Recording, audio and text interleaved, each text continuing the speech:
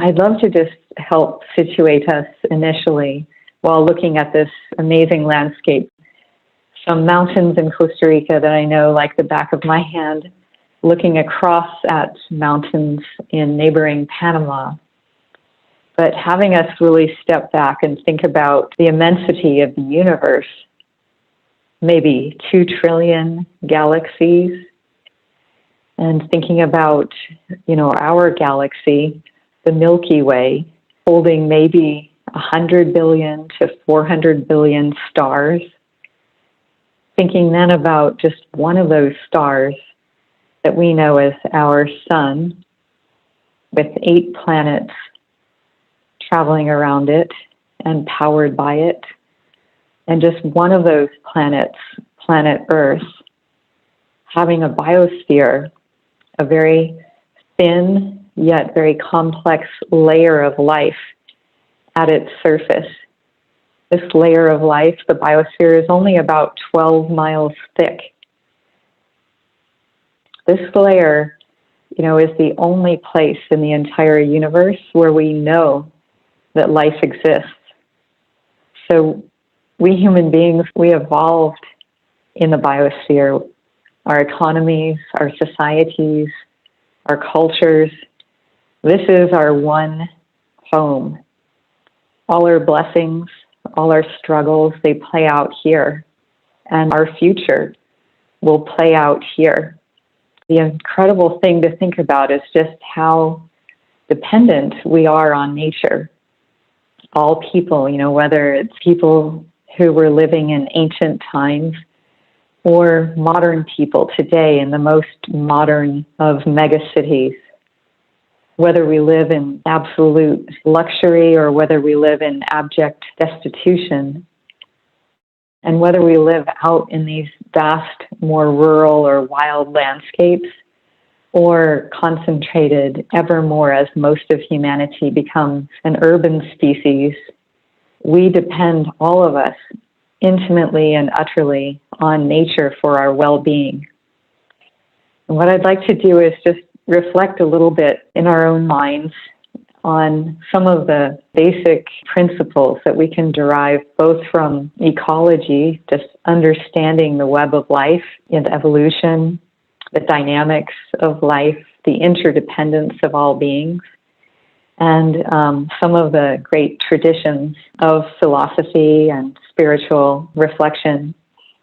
So interdependency, whether it's through the microbiome inhabiting our bodies, the way we're all basically very complex ecosystems with 10 times more non-human cells in our bodies as we have human cells. This huge array of microorganisms that might scare us if we're not used to thinking about them in there, but that basically make our lives possible, that provide us, as people are just now really discovering, with tremendously important dimensions of both our physical health and our mental health and sort of social well-being. Or whether it's the nature that we find outside ourselves in local parks, on farms, or in farther away places that maybe we visit on holiday, whether it's exotic rainforests or underwater realms, all of us are deeply embedded in this system and in the many processes that kind of drive Earth's life support systems.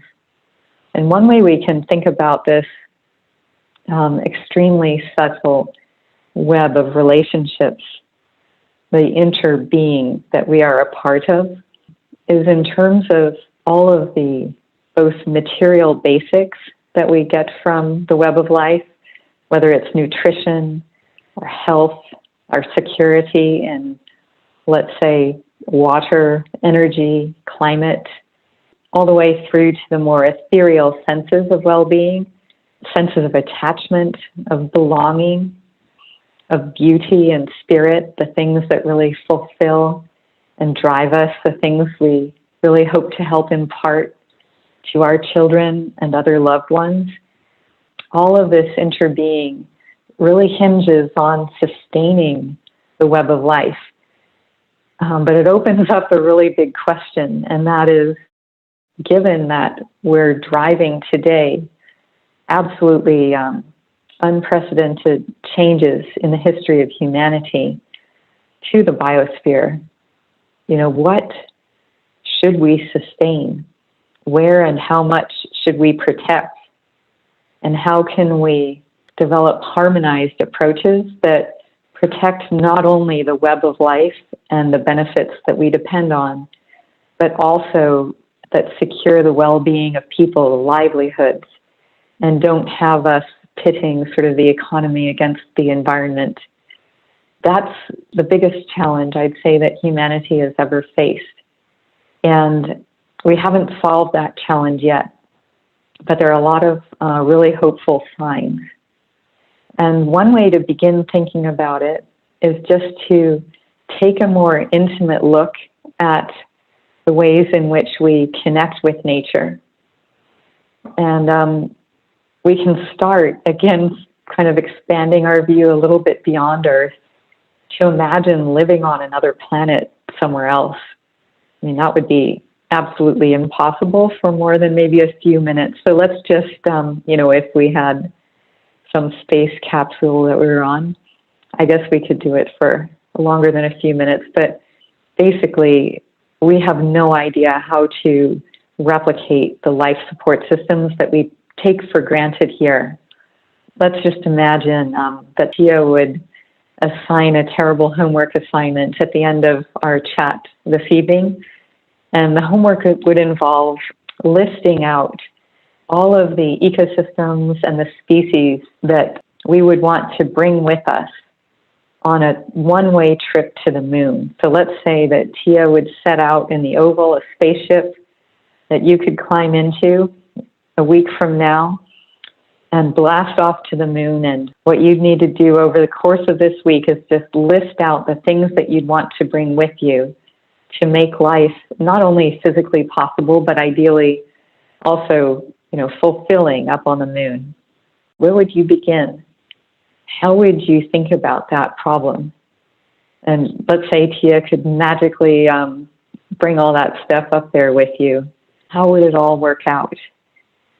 It's a really key question, actually, that we all are facing today, however unconscious we might be of it, because ever more we're driving the life on Earth to a moonscape type level. And we see this in a lot of different ways. We're in the greatest extinction period ever known since the dawn of humanity. Just little tidbits of kind of tracking what's happening. For example, if you look across the world at all of the vertebrates, just the mammals, let's just focus on the mammals.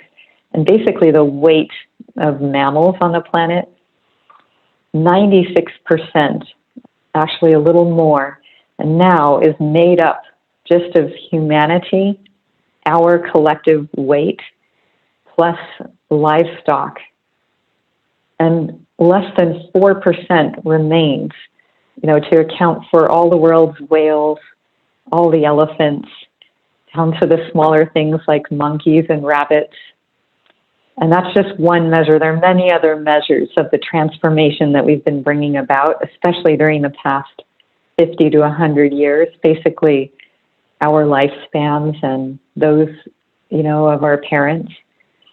So how do we get intimate enough with nature to understand, given how rapidly we're losing nature and parts of ourselves and the potential for ourselves, how can we get intimate enough with nature to choose wisely what to value most and where to and how to invest our energy and our commitment in securing nature and the biosphere for people and for all the greater essence that is life?